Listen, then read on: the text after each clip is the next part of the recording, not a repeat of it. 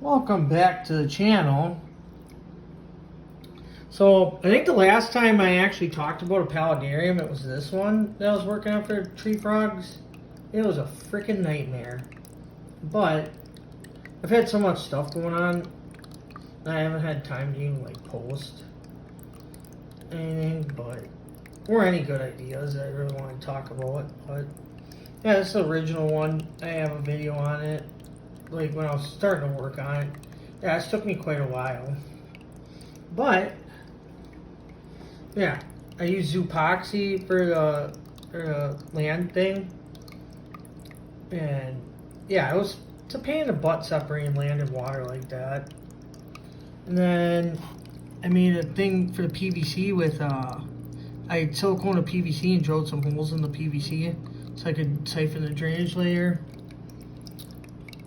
And yeah, I only get like 2.5 gallons. But I actually moved them to this one. That's just my cat begging. But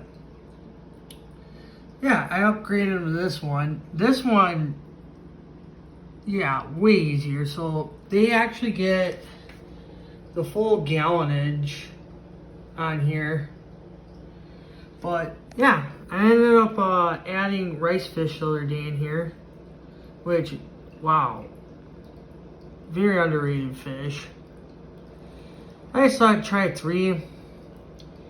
And then a mystery snail and a bunch of ram's worms. But yeah, I had a bromeliad, some live moss.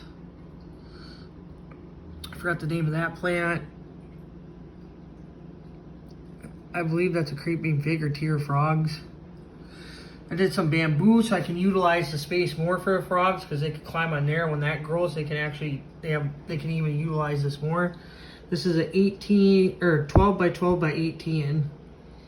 But yeah, I like this one better because I actually get 4 gallons out of this instead of 2.5. There's one of the frogs. I think you might be able to see the other one. Yep. Yeah, so those are my Reed's tree frogs. Live moss, and I got the waterfall. I use pond foam. But then I had a hard time getting even with the dry lock, I had a hard time getting the water not to keep going back and draining back. So I ended up using epoxy putty. And then I painted it with dry lock and some other colored paint that's like waterproof. Like that concrete paint or whatever. So to blend it in. And then I just glued the moss to the background. I'd show you how I did the back, but I really don't feel like moving it. Maybe I will, because I can't talk about it and then. Yeah.